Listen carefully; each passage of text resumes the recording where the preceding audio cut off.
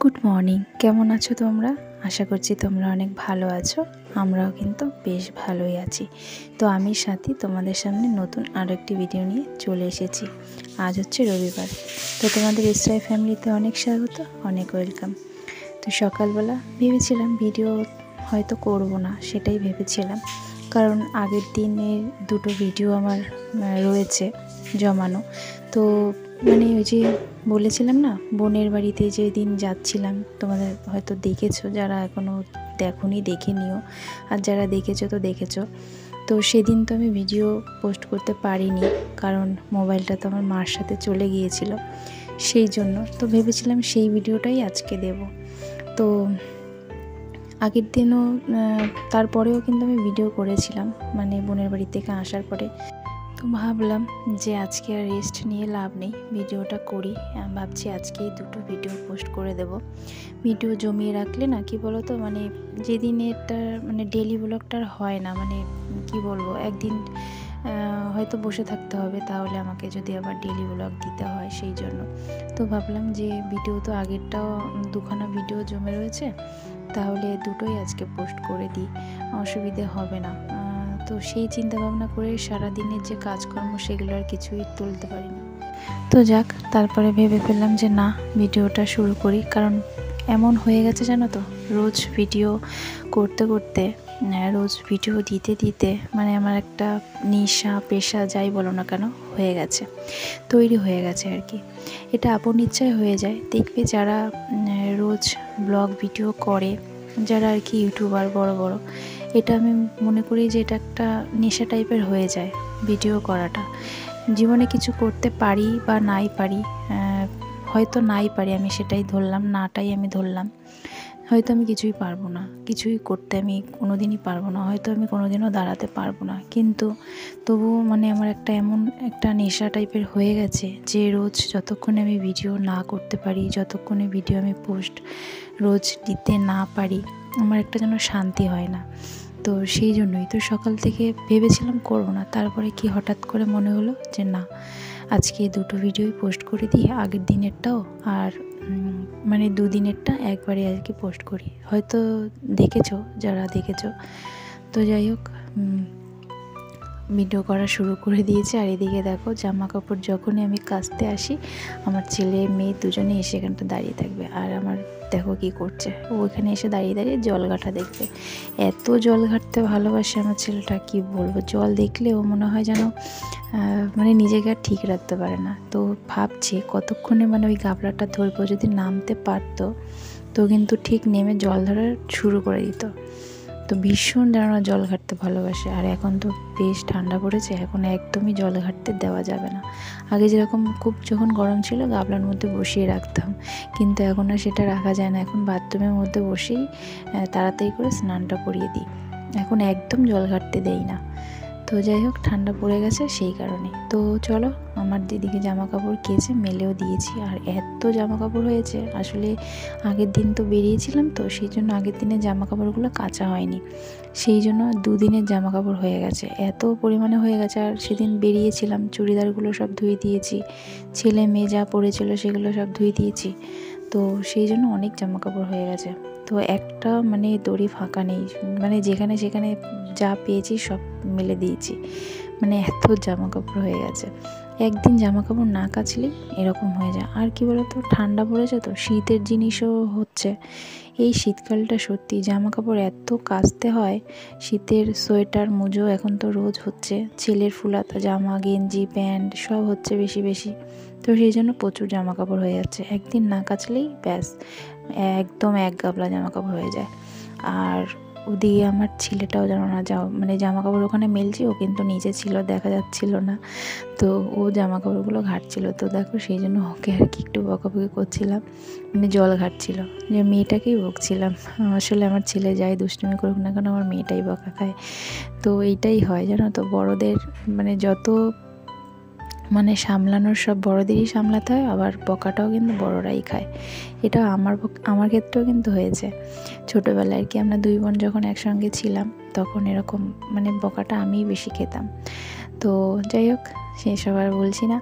তো তো এদিকে বেলা অনেকটাই হয়ে গেছে, স্নান করে জামা কাপড় তো কেচে স্নান করে নিয়েছি। এবার ছেলেকেও স্নানটা আর কি করিয়ে দিলাম আর কি। বেলা এখন তাড়াতাড়ি চলে যায়, এত দৌড়ায় শীতের বেলা, সত্যি মানে দৌড়ে তুমি পারবে না, এত মানে তাড়াতাড়ি চলে যায় বেলা।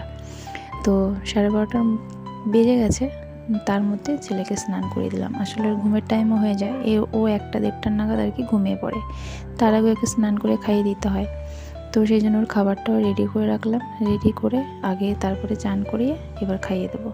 তো আমি খাওয়াবো ভেবেছিলাম, মেয়েকে খাওয়াতে দেবো, কিন্তু যদি খাওয়াতে যায় তাহলে ওর আবার স্নানে দেরি হয়ে যাবে। আর আমার মেয়ে তো ভীষণই স্লো, তো ওকে বললাম তুই স্নান করে পুজোটা দে, তারপরে আমি ওকে খাইয়ে রান্নাটা আর কি করি। তো ওকে আমি ঘুম পাড়িয়ে, এটা আমার রোজকারই আর কি বলে থাকি, তো আমরা জানো মানে যখনই ঘুম পাড়াই, ঘুম পাড়ানোর পরেই রান্নাটা করে থাকি। কি করব বলো তো, আগে পারিই না, ঘরের সমস্ত কাজ করতে হয়, তারপরে তো ছেলেকে মোটামুটি কতটা ওর পিছনে সময় চলে যায় বলো তো, অনেকটা। সেই জন্য তবুও তো মেয়ে বাড়ি আছে দেখে রক্ষে, ও তাও অনেকটাই দেখে, না হলে তো আরও দেরি হয়ে যায়, সেই জন্য। তো আর কি দেখো ছেলেকে রেডি করে দিই, তারপরে ওকে খাওয়াবো। তো মেয়ে ওদিকে দেখো বসে আছে, ওই যায় না, দেখতে পাচ্ছ ওকে, তারপরে যেন না আবার বকাবকি করছে, মানে ওকে এত বলে বলে স্নান করতে পাঠাতে হয়, কি বলবো, ভীষণ ওকে বলতে হয়, ওর পিছনেও আমার অনেকটা সময় চলে যায়। সত্যি এত বড় হয়েছে তবুও মানে ওর কি বলবো, ওর পিছনে তাও আমার এখনও সময় যায়। তো যাই হোক, বকাবকি তো ওকে করতেই থাকি। তো ও একটু হয়তো রাগও করে আমার উপরে, যেহেতু এত বকা খায় সেই জন্য। তো যাই হোক, এটা আমরাও করতাম জানো তো, যখন মা খুব বকতো আমাদেরকে, তখন মার উপরে কিন্তু আমরাও রাগ করতাম যে খালি বকে, তাই না, এটা কিন্তু হয়। তো যাই হোক, সেটা পরে কিন্তু বোঝা যায় যে মা বকে কিন্তু খারাপের জন্য না, ভালোর জন্যই। তো সেটা একদিন আমার মেয়েও বুঝবে, দেখি কবে আর বোঝে। তো ওই যে ছেলেকে রেডি করে চলে আসলাম ওর খাবারটা করতে। এখন থেকে ওর খাবারটা একটু আগে আগেই করে ফেলি, এখন তো ঠান্ডা পড়েছে, এখন আর খুব একটা মানে নষ্ট হওয়ার ব্যাপার নেই, সেই জন্য ওই জন্য আগেই করি। আগে তো একটু দেরি করেই করতাম, যেহেতু গরমে খাবার নষ্ট হয়ে যেত, সেই জন্য। ফ্রিজে ভরে রাখলেও খাবার অত ফ্রিজে রেখে খাওয়ানোটা আমার পক্ষে ঠিক মনে করে না, ওই জন্য। তো দেখো খাইয়ে দিয়ে এই যে একটু নিজে ছেড়ে দিয়েছি, আর দেখো পুজো করতে বসেছে, মানে ও দেখেছে দিদিভাই পুজো করছে, ও পুজো করবে, পুরো একদম ব্রাহ্মণ বসেছে পুজো করতে। তো আবার ঘন্টাও দিদিভাই একটু হাত দিয়ে বাজালো, আর দেখো এরকম দুহা দেখলে আমার ছেলে 2 হাত তুলে দাঁড়িয়ে থাকবে। আমার ছেলেকে যখনই রাধে রাধে বলবে, ও 2 হাত তুলে নাচতে থাকবে। তো এটা আর কি শিখানো ছোটোবেলা থেকেই, আমার মা শিখিয়েছে, আমি শিখিয়েছি, শোনা রাধে রাধে বলো, বলতে পারে না, কিন্তু যখনই বলবো ও 2 হাত তুলে দেবে। তো ছেলেকে ঘুম পাড়িয়ে মেয়েকে ভাত দিয়ে তারপরে একটু বেরিয়েছি। কোথায় যাচ্ছি বলো তো, একটু বাজারে যাব, টুকিটাকি কিছু কেনার জন্য, হুট করে আর কি ঠিক হলো। আসলে ওর বাবাকে না সবসময় পাওয়া যায় না, যদি বলি বাজারে চলো, ও বলবে কাজ আছে, এই আছে সেই আছে। তো ওর বাবাকে যখন ফাঁকে পেয়েছি, তো বললাম যে না যাই। তো ছেলেকে ঘুম পাড়িয়ে রেখেই চলে গিয়েছিলাম মেয়েকে রেখে। তো কী কিনলাম বলো তো, এই যে দেখো, বেশি কিছু না, সামান্য কিছু, 2 প্যাকেট সুজি, একটা লাক্স বডি ওয়াশ, আর এক চেন দেখো শ্যাম্পু, আর হচ্ছে গিয়ে এই একটা বডি লোশন। অনেক দিন ধরেই ভাবছিলাম যে একটা বডি লোশন কিনবো, সেই জন্যই দেখো এই যে ওশিয়ার বডি লোশন, এটা বেশ নাকি এটা ভালো, আমি জানি না, কোনোদিনও ইউজ করিনি, এই ফার্স্ট টাইম। তো দেখি কেমন হয় কি না হয়, এটা নাকি মানে ট্যান পড়াও নাকি কমে, তো দেখা যাক কি কমে কি না কমে। তারপরে এই যে বিকেলবেলা একটু ফল টলগুলো অনেক দিন হয়েছিল এনেছে, গুছিয়ে রাখা হয়নি ঝুড়িতে, তাই ভাবলাম একটু ঢেলে গুছিয়ে রাখি, পানি ফল আর হচ্ছে গিয়ে শসা। তো এটা হচ্ছে কি আমার মেয়ের পছন্দেরই জিনিস, বেশিরভাগটাই মানে যা জিনিস আসে আমার মেয়ের পছন্দের মতনই আসে।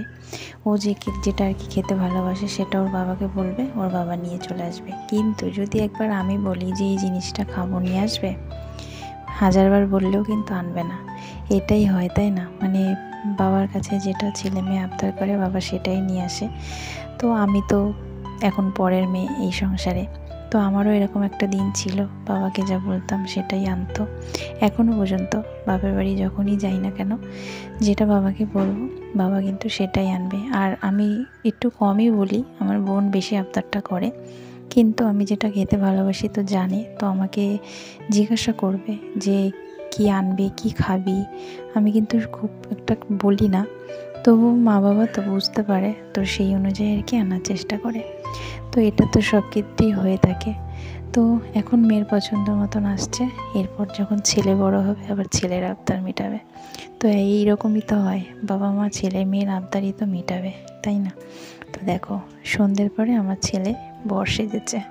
আমার মেয়েটা এরকম করে, যখন ও থাকে ভাইকে নিয়ে একা একা, আমি ধরো কাজ করছি, আমি কিন্তু রান্নাঘরে তখন কাজ করছিলাম, মানে রান্নাঘরটা আর কি মুছে রাখছিলাম। তো সেই ফাঁকে আমার মেয়ে এরকমই করে, ওর ভাইকে নিয়ে এটা সেটা পরিয়ে দেবে। ওড়না দিয়ে বিকেলবেলা ধুতি পরিয়েছিল, তো সেই জন্য ও আবার পাঞ্জাবিটা দেখেছে রয়েছে, তো দেখছে যে ভাইয়ের হয় কি না, সেই জন্য পরিয়ে দেখছিল। তার আগে কিন্তু আমি ঘরের সমস্ত কাজ তখন করছিলাম, মানে মোছামুছির কাজটা এখন থেকে সন্ধেবেলায় করার চেষ্টা করি, তাহলে পরের দিন আর অসুবিধাটা হয় না। তো সেই জন্যই সন্ধেবেলা রান্নাঘরটা পরিষ্কার করে তারপরে ঘরটা পরিষ্কার করেছি, জিনিসপত্রগুলো সব মুছে রেখেছি। তারপরেই ভাবলাম যে ওই যে বিকেলবেলা না, দুপুরবেলা যে বাজারে গিয়েছিলাম তখন একটা চাউমিন প্যাকেট এনেছিলাম না, তো সেটাই রান্না করলাম। তো আমার মেয়ে তো এই ঘরে বানানো চাউমিন খেতে খুব ভালোবাসে, তো আমার মাথাটা একটু ধরেছিল দেখে তাই ভাবলাম একটু আদা দিয়ে চা করি। তো চা করলাম আর হচ্ছে কি চাউমিন তো রেখে দিয়েছি ওর বাবার জন্য এই যে কড়াইতে, আর আমরা দুজনে এবার খেয়ে নেব। ওদিকে কিন্তু দুজন না, তিনজন, সরি আমার ছেলেও তো আছে। তো রান্নাঘর দেখো যখন পরিষ্কার করি তখন একটু কিছু নোংরা হতে দেই না, সাথে সাথে সেটা মুছে ফেলি। এই দেখো আমাদের পুচকুটা কীভাবে খাচ্ছে, ও এখন যাই আমরা খাই না কেন ওকেও বাটিতে করে দিতে হবে, তো সেই জন্য দিয়েছি। আর দেখো একটু একটু করে খাচ্ছে। আমার ছেলে এখন অনেকটাই বেশ চিবিয়ে চিবিয়ে খাওয়া শিখেছে। তো যাই হোক, ভাতটা যে কবে চিবিয়ে খাবে সেটাই আর কি। তো ভাত যে একেবারে চিবিয়ে খেতে পারে না তা কিন্তু না, আমরা যখন ভাত খাই তখন কিন্তু ওকে দেই, ও কিন্তু তখন খায়। তো এখনও পেট ভরে ভাতটা খাওয়ার এখনও হয়নি। তো চলো, ভিডিওটা কেমন লাগলো জানিও। আজকের মতো এইটুকুই, টাটা।